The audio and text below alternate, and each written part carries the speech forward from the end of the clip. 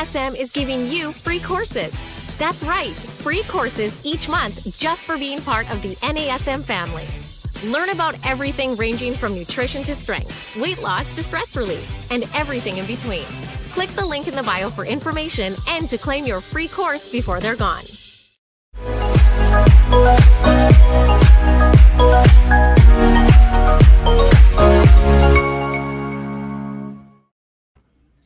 Hello, everyone. Welcome to another episode of Random Fit. I am Wendy Batts, and I will be one of your hosts with my special co-host, Mr. Ken Miller. So, Ken, how are you today? I am well, Wendy. How are you?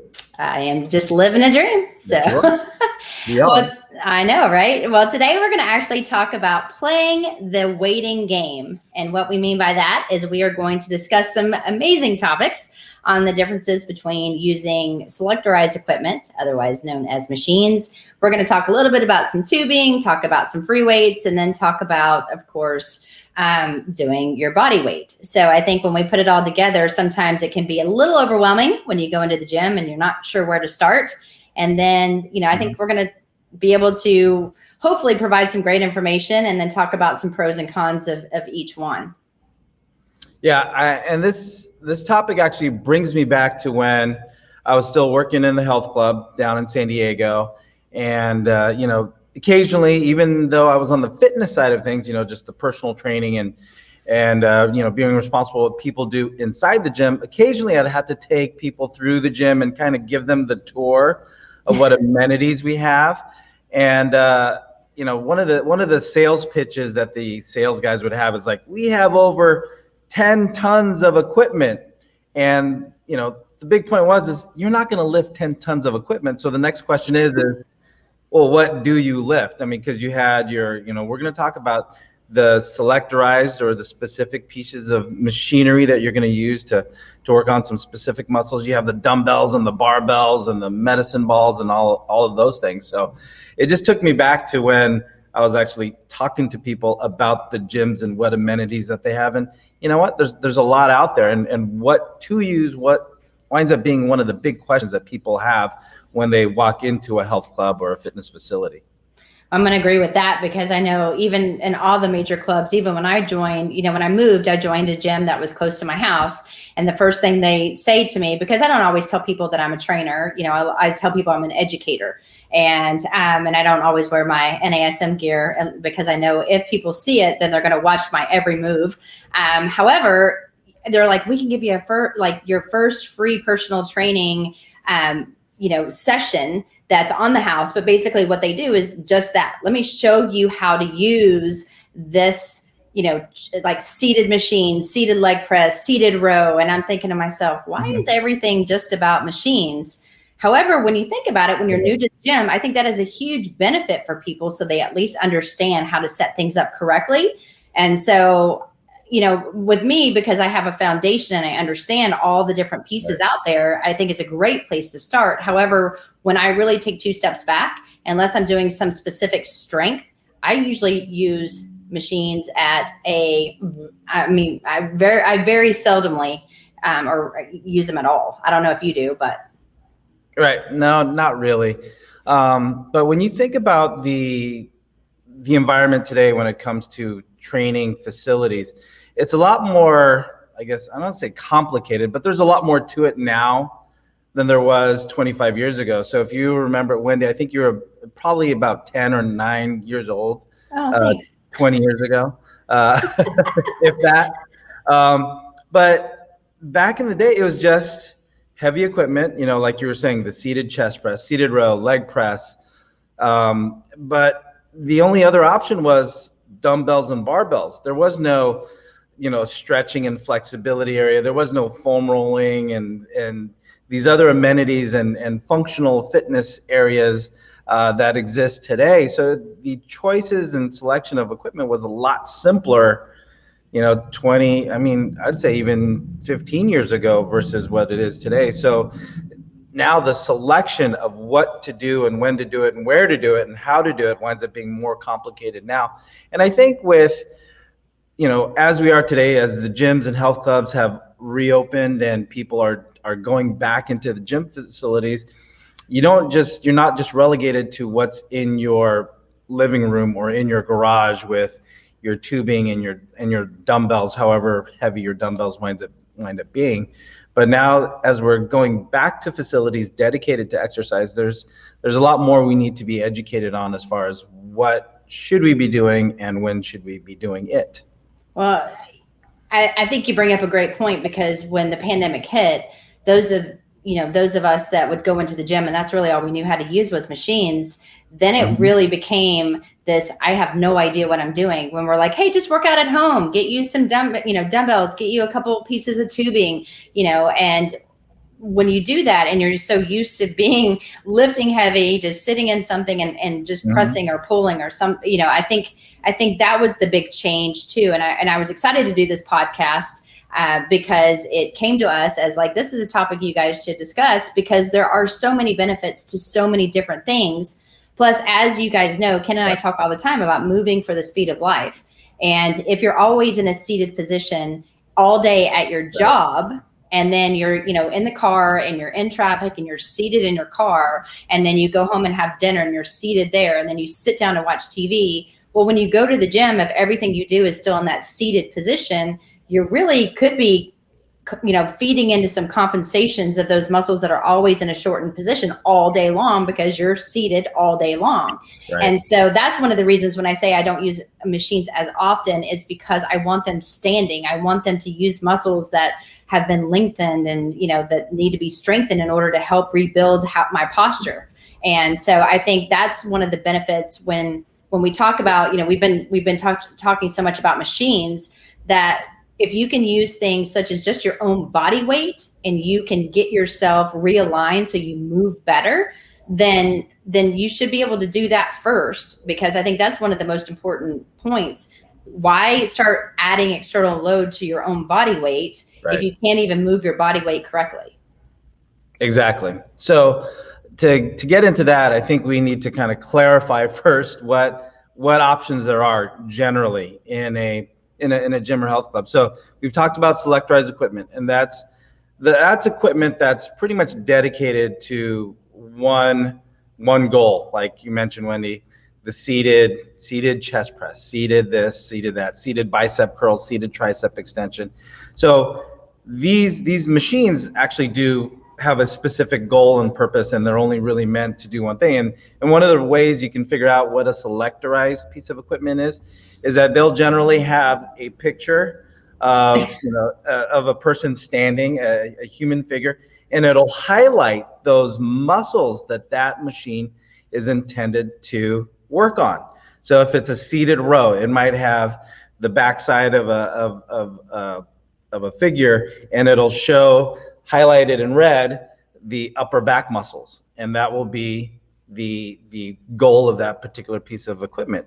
And then the next one was, when we talk about free weights, these are your dumbbells and your barbells, things that are meant to be lifted, picked up, and then put down again, right? So that's what we'll consider as free weights. And that's where, your home gyms and things like that will usually be outfitted with that type of equipment. A lot of your hotels, and when you're traveling and they happen to have a fitness center or a fitness facility available, that's just one modality that they'll usually have, because you can do a lot with it. And then of course there's body weight. So body weight exercises, which over the last 5 or so years has gained a lot of notoriety through different programs and different systems. One of our friends of NASM with Nathan Hellberg with Zoo, is a training system based on body weight exercises. And of course, the ever popular tubing or bands, where you're just, again, something that stretches and adds resistance based on, however big the band is, may have different tensions to it. But that's something that, as we'll talk about, is really convenient for the most part when it comes to being one of the modalities that you can choose. Yes, and if you're just joining us, we are talking about playing the waiting game, which, as you just heard Ken talk about, is mainly the four big ones that we see that are commonly talked about and discussed when we're talking about working out and doing, quote, resistance training. And so I think, based on what you said, Ken, when we're talking about doing things with your body weight, doing things on equipment, doing things with free weights and doing things with tubing, there are some pros and there's some cons. And so, I try to end on more of the positive. So let's talk about some of the negative things about all of these pieces. And so I'll start with the first one. Again, I talked about machines. So when we're talking about selectorized equipment, when you're sitting down and you're doing something, or even if you're standing and like you said, you've got your anatomy guy and these pieces of, or muscles are highlighted, it's going to show you what you're doing, but you're really just isolating and targeting that one area. And even though we can't specifically target an area to lose body fat or anything like that, we can target specific muscles to fire based on the movement patterns. However, it's not really an integrated movement to what we do each and every day. And so to me, I find that to be a little bit of a negative. Plus, again, when we had the pandemic and people couldn't go to the gym, if you don't have a full gym at your house, it's very, very expensive to have those pieces of equipment. They take a ton of space. They're really expensive. And there's so many other things that you can do to still work on those specific areas without having that cost involved. Yeah. And this is where you'll have, I have clients that have favorite pieces of selectorized equipment that that's their go-to, because a lot of times it's just because they feel comfortable with it. And, and there is a little bit of ego involved when, you can sit down at the seated chest press machine and you take that pin out and you plug it into that weight stack and you're at the bottom of the weight stack and you're like, yeah, I am strong on this piece. So there is a little bit of ego in there, when it comes to some of these selectorized pieces of equipment. It's like having your favorite cardio piece, because this machine shows that you spent 900 calories and this machine for the same amount of time shows that you spent 700 calories. So, it could be because you feel more successful at it, you're comfortable with it, you like the way it makes you feel because it is isolating or focusing on a certain movement pattern that you're not going to get with maybe a compound movement or another exercise, variation of what you're trying to do. But, there are their limitations because, like you said, Wendy, as a small gym owner, I can't get a full line of push, pull, and leg selectorized piece of equipment because, one, they're heavy and they're one-dimensional, but they take up a big footprint. So a lot of people, not until going back into the gym and the health club didn't have, access to these specific pieces of equipment. So if you're relying on a good workout being dependent on a seated row and you're only going to get that when you go to the gym, well, a lot of people might chalk that up as not getting a good workout. Mm-hmm. And then it kind of brings us then too to think about free weights. Now, I'm a huge fan of free weights, and to your point, now they actually have those blocks of free weights where you can just have 2 actual dumbbells, right? But then you can adjust the weight, so you can either lift 10 pounds, 15 pounds, 20 pounds, whatever it is, by just turning the knobs, and then it'll add like external load to that. So when you're picking it up, you're able to do a lot of different things at whatever, resistance you can handle without compensation. So to me, when you're looking at how much, like you said, the footprint, that's nothing in comparison to, like you said, these machines. However, when you're doing free weights or dumbbells, then you really need to have good coordination and movement patterns. So you've got to be able to, when you're telling your left arm to do something, you want the right arm to be able to do it as well. And sometimes we really, as a trainer, we start to see what's the dominant side. And I find it very beneficial. And I know we're talking about the negative parts of this right now, but I find it very beneficial because when I'm training one side of the body, the other side has to do the same thing because there's no machine. Now, remember, if I'm sitting doing a chest press, if I'm stronger on my left arm, I may push more with my left arm, but my right arm's there for the ride. With the free weights, you don't have that. So I think on a negative side, if you're not really sure about the exercise, then you can hurt yourself because it is your extra resistance, and you could end up, causing some pain and injury if you're not careful and being smart in your movement patterns with these dumbbells. Yep. And, going from the trainer's aspect of things, if you're going to guide a client on how to use free weights, whether it's a dumbbell or barbell properly, you have to be pretty versed at understanding regressions and progressions. And all I'm talking about there with regressions and progressions is how do you make something easier with the variables that you're working with, or progression, which is how do you make things more challenging with what you have at hand? So if all I've got, if I don't have one of those adjustable dumbbells that you mentioned, Wendy, which I have a set at home, which has just been amazing, just because you move one pin or you turn one, and you've got now a 15-pound dumbbell versus a 10-pound dumbbell.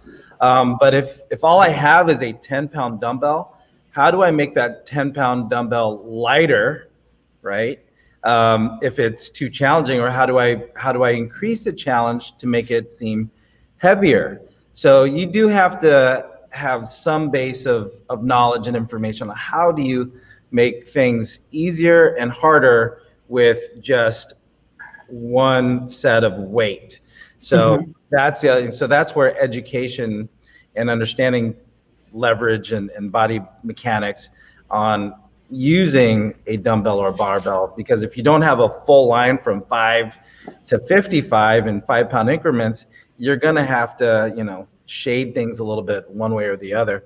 So I think one of the negatives about the free weights is that you got what you got, and that's what you have. Right.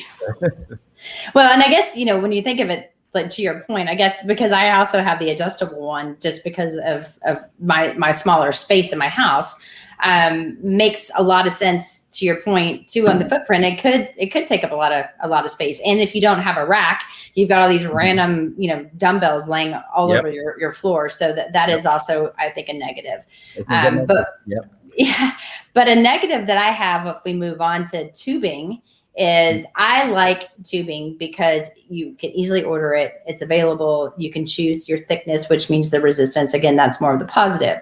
However, on the negative side, and this is something that people don't often think about, is if I'm doing a chest press and I have my tubing anchored behind me, right? So I'm standing here and I'm just going to push it forward. And as I push it forward, meaning when I start, there's not a lot of resistance unless I walk forward and add that resistance to my starting point. But when it's actually the weakest, I'm the strongest. And as I push it out, it becomes more elongated, meaning there's more tension to that tubing. So as I push it out and I become weaker because I'm actually pushing, trying to work my pecs, then that is actually stretched even more. So you've got to think it's even harder. So as I continue to push out, I have to become stronger at my weakest point. And if I'm not careful, when I just bring it back, it can actually bring me back at a faster pace, which isn't ideal, because we always definitely want to control the movement coming back, more so than even pushing it sometimes, because we really want to control that eccentric motion, which is going back to your starting position. And so that's one thing that I find, as a big negative. Plus, you have to also have a really good anchor point, because you have to be able to anchor that tube down to something or wrap it around something. And you need to make sure that it's heavy enough that it doesn't move and either come towards you, which could hurt you, or, also too, that it's not so wide that it makes that tubing already really, really strong because of the width that you have to put it around something. So, having a good anchor point, and they do have those tubings that you can actually put on something. I like that a lot, but that's just one. Those are probably my two big negatives. And I don't know if there's anything else you see. Yeah, this is where, again, as somebody being responsible for their own safety, actually, and as when you own a facility, you are, or even if I were to go to a park and do outside or group training in the park, which I've done, tubing is one of the things that I bring. But in order to ensure the safety of my clients, I have to make sure that, especially if it's just the plain exposed rubber tubing, if it gets dry, it's going to lose its elasticity and make it more susceptible to cracking. And if it cracks, it might tear. And if it tears, it's going to break. So there's been times when I've seen some bands that are they're just trash because they've been sitting out, they haven't been used, they've been exposed to the sun, or they've gotten wet and then exposed to the sun, which makes it, just kind of messes with its elasticity. So you have to be very, very attentive to the quality of the tubing that you've got, because all it takes is for, you've got a lot of resistance and that one band to just snap. And next thing you know, you've got two handles and you've got this rubber piece flying all over the place. And I've seen it happen, and it can be pretty dangerous if you're not paying attention. So I think you just have to really, and this goes for any of these pieces of equipment that we're talking about, right? You just have to make sure that it's in good, safe condition to be used. And tubing winds up being one of those things where you really have to watch out for that. But there are those tubings that have the wrapping around it. So like Stroops comes to mind when it comes to protecting the elasticity of the band when you have this folding up, I guess, wrapping around it. So that's another feature that I look for when it comes to the band. So you just really have to watch out, because when that band breaks. Yeah, that's happened to my clients and me multiple times. Usually when I'm using the mini bands, like doing lateral tube walks, and it's like it comes in and it breaks. And of course, if I have a client doing it, they'll say, "Oh, look, I'm so strong, I broke the band." And I'm like, "Yeah, but you also hit me in the process, so I don't know how I feel about that." But great point. Very, very good point. And then if you guys are just joining us, we're talking about playing the weighting game. Right now, we're talking about some of the negatives. We've already talked about machines. We've talked about some free weights. We've talked about tubing. And I guess really, if you think about body weight, the only negative I could really come up with was if you don't like lifting what you have, then maybe you should lose some weight. Or if you want to lift more and you don't have anything besides yourself, maybe you should gain some weight. But all kidding aside, I really want people to focus on what they have first, get good quality of movement, because then we can use, these other pieces of equipment that we've just discussed, because there really is some great outcomes. But and body weight, I think, for you and I, Wendy, when we, as much as we've traveled, it might have to be one of those things that, if you've got 5 minutes, that's what you got, right? And that's all the workout I'm going to get for this morning. Or if I just need to wake myself up, having a good understanding of movement patterns, because a lot of people, if I were to take a survey of 100 people walking down the street, what body weight exercises would you do right now? Or how many body weight exercises do you know? I mean, how many of them do you think would come up with more than 5? Right? Oh, exactly. Yeah. Well, and to your point, because we do travel a lot, I don't travel with a bunch of excess stuff, because I already have a ton of things that I usually have to bring with me for whatever workshop or whatever it is that we're doing. And so I find, and I guess now we can move on to the pros, and just because we're talking about body weight first, I find being able to do, push-ups, lunges, squats, some different shoulder patterns and movement patterns, for my back. And then even, just grabbing a towel and, just wrapping it around something and doing isometric pulls for my back. If I did that and I slowed down my speed, like really slowed everything down, it is extremely difficult. And that's one thing I think sometimes we forget about, that your speed can dictate how hard something is. And so if you try to do on your own, I challenge all of you to get into a push-up position and do 15 repetitions of a push-up, going down for 4 seconds, hovering at the floor for 2 seconds, and then pushing all the way out for 1. And you did that 15 times, keeping your abs in, your glutes squeezed, and making sure that you've got good movement pattern and quality of movement. It is extremely hard to do. And I didn't have to travel with anything other than what I have, which is myself and my clothes or whatever I'm wearing. Yeah. So.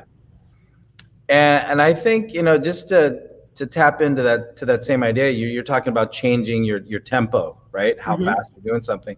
And I think when it comes to body weight exercises, even if you were to take what and you just added a little twist, and what I mean by that is you let's say go into a different direction on something. So a very popular exercise, if I'm going to work on lower body, one thing to do is squats. But if I'm going to do something like lunges, which winds up being pretty popular, a lot of times people will do it with dumbbells in their hands.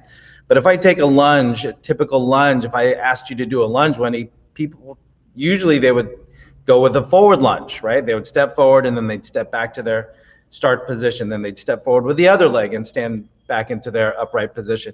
But what if you took that same lunge, instead of stepping forward, you stepped backwards? So you did a backward or a reverse lunge. Or even if you took that same lunge and even stepped to the side, so you do a side lunge and then back to center, or even a turn lunge to add a little rotation at the hip. Now, a lot of these can be, pretty, because it's new and novel to a lot of people, they add that little extra bit of challenge. So even though it's a lunge, it's just a lunge you just took into a different direction, the perception of it being harder or more challenging winds up being a real thing. So this is where I can have a client, they'll do what they'll normally do or feel comfortable doing because they're good at it. You take that same general motion, you have them go into a different direction. Now it's got a totally different dimension, and it's got a whole new set of challenges, which makes it harder for them to do. So you can elevate easily a body weight exercise that you might traditionally know, but you add a little bit of a twist to it. It's got a challenge that your body is new to, so now it's more challenging for that body to do that same exercise. Absolutely. And I think you make a great point with the multi-direction, as well as adding the balance component. I think that's a big one because, staying with the lunge, if you do a side lunge to balance, most people don't do that. And remember, the more that you challenge your body and you do something that you're not comfortable doing, you're going to have better results because you're going to burn more calories. You have to think through it, and you really have to slow things down to get proper movement. So you're probably going to get more out of that exercise versus doing something very quickly just for the sake of doing it. You have to, like I've been doing my headspace, and they say, really be aware of your movements when you're at the gym and in your hotel room or whatever. Think about what you're doing. Think about the muscles that you're focusing on. And it really does work. And so slow things down, change it up, have fun, but definitely a huge, huge pro for body weight. And, it kind of brings us then now to talking about free weights. Some of the pros that come to mind for me, we kind of mentioned this before, so I won't spend a lot more time on it. But what I'm doing with one arm, I have to do with the other. What I'm doing, when I'm using dumbbells, or if I'm holding on to them and doing, like you said, lunges, whatever I'm doing, I'm adding external load. But it can be independent of what the other side is doing. Plus, if I want to really challenge my core, challenge my body, challenge my positioning, then I could just drop one dumbbell and do, let's say if I'm laying on a ball or laying, on something that's unstable and doing a single arm chest press, I have to keep my posture up, like my core and alignment good. So I'm putting a lot of demand on my body, but I'm also now working that one prime mover, which is my chest, my pecs at that point. So I love doing single arm things. And so I think that's a huge, huge bonus that oftentimes we automatically go and grab 2 free weights and do something. And so my challenge to people is to say, don't grab 2, just grab 1 and try to do things singular, like unilaterally. And then at that point, switch it up, alternate your movement patterns, add some rotational stuff, as you said, be creative. And I think free weights allows us to have that creativity. Without a doubt. And yeah, and you are definitely limited by your imagination when it comes to free weights. But, we just have to make sure that as we are lifting, we pay, as you're talking about, special attention to our posture and our position. And when you brought up speed kills. If you go too fast, faster than what the joint can stabilize, again, you get off that selectorized piece of equipment. Now you're having those deeper stabilizing muscles deeper within the joint, having to do more work. And if you're going too far, too fast, or even with heavier weights, again, one of the downfalls of heavy weights is that as you get older, you tend to go back to what you did long ago, right? So if I did that, I'd be picking up the 30 and 40 pounds and doing some shoulder presses there. But now these guys can't handle that. So you have to go with what you're capable of doing now, because things have changed. So, eating a bit of humble pie and, going with what's appropriate, right sizing the resistance for the exercise. You want to be creative. You want to be, you want to challenge the body, but you have to be smart as far as what level of resistance that you're going to impose upon your body. Mm-hmm.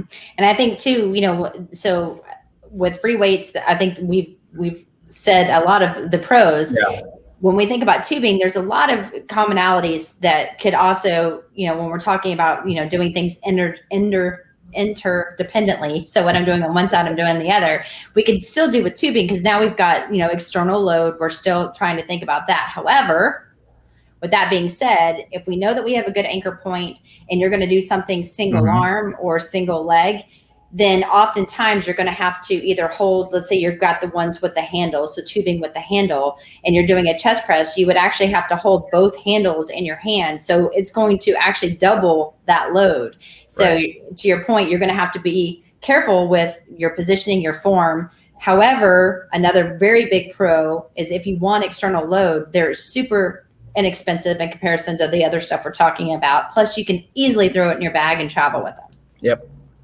Yeah, I throw that. That is a go-to for me. So when I'm packing my shirts and my pants and all that stuff, I throw a band in there because it doesn't cost any weight when it comes to traveling. It doesn't take up any space.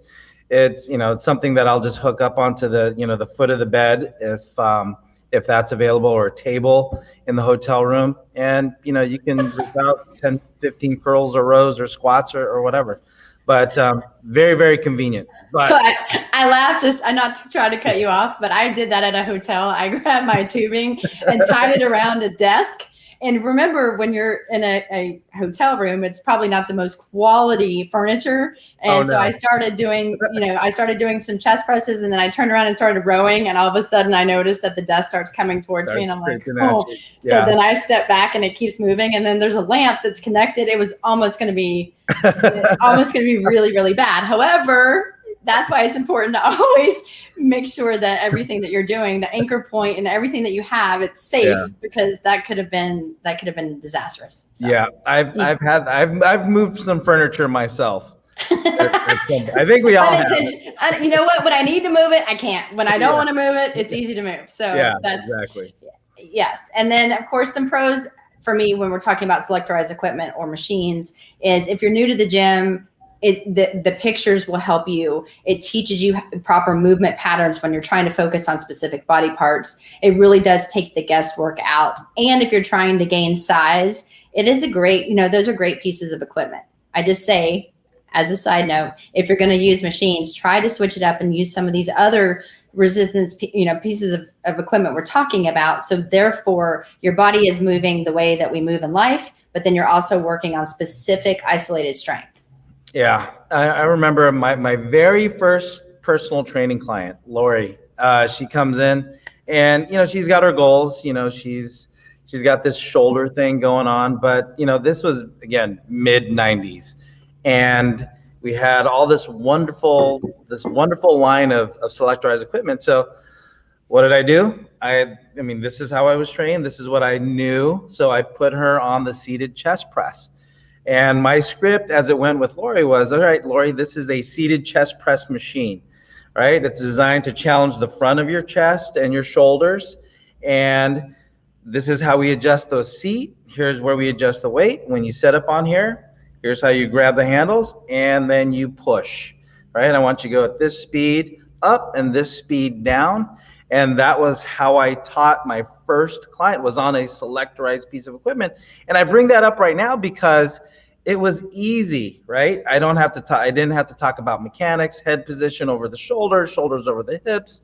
I just taught her, here's how you position yourself. Here's what it's for. And here's the motion, and have at it, right? So for me to bring that up, it's just, as we brought up earlier, it's an easy way to challenge the body, because the bench or the seat or whatever it is, it's stabilizing you. There's nothing to control. If I'm sitting down, I don't have to control my hips.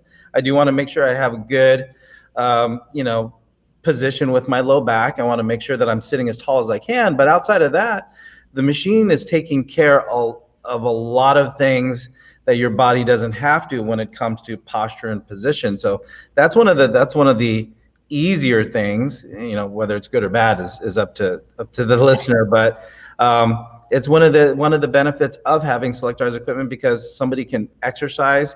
You don't have to inundate them with anatomy and exercise physiology on why it's important to stand up or sit down. But it was how I started off my career, was using selectorized equipment. But then as my education grew, so did my level of instruction. But that was, for better for worse, that was how I got started with teaching people exercise. I can't even remember the first thing that I used. I'm trying to go back. I'm like, what was it? But we definitely had machines. And like I said, I started my career in physical therapy. So we did have machines, but we had a ton of, movement or like cables and free weights so we could work on proper movement patterns, because most of the people were coming out of some kind of, post-op or something. So I was there to help with movement. But I think, my key takeaways from today, and hopefully you guys enjoyed this, is vary it up, but be smart in your choices.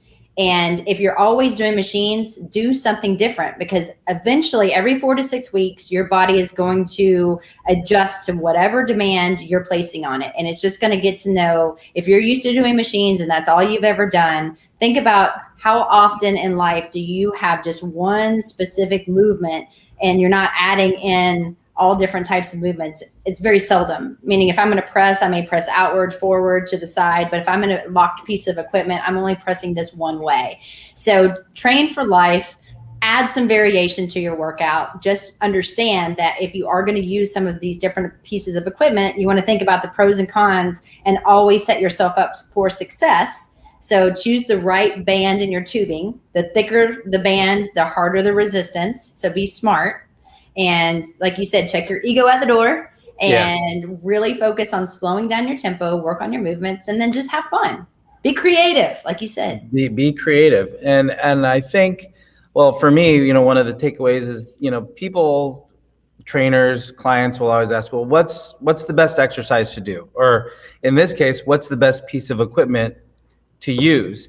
And my question, I know it's impolite to answer a question with a question, but I'll ask them, so what's the best chess move, or what's the best move in checkers? It depends on the situation. So as we mentioned with selectorized equipment, free weights, body weight, or tubing, it depends on what the goal is. So like you said, Wendy, use them all. It just depends on, okay, what are you trying to focus on for that session, for that month, for that quarter, as far as your fitness and wellness goals when it comes to resistance training. So be versed at all 4 of those examples that we've given you, because at some point in time, they're all going to be appropriate. And it does take a certain level of education, understanding, and experience to give you, a nice, safe experience when it comes to all those pieces. So. Yes. So that's the question I like to ask when they ask me questions. So what's the best check move, right? Well, if it's rude, then I'm apparently rude, because I always ask other questions like, so let me go a little bit deeper. So before I answer that, I need to get a little more information. But this was fun. So I'm glad that we did this. So thanks for hanging out with me doing this today. Likewise, Wendy. So thanks everybody for spending your time with us in learning about playing the waiting game, and hopefully you took something away with your time with us. As I always learn something from you, Wendy. So if you like what you heard today and want to hear more from us, follow, subscribe, and till next time, we will see you here on the Random Fit Show. And till then, take care and be well.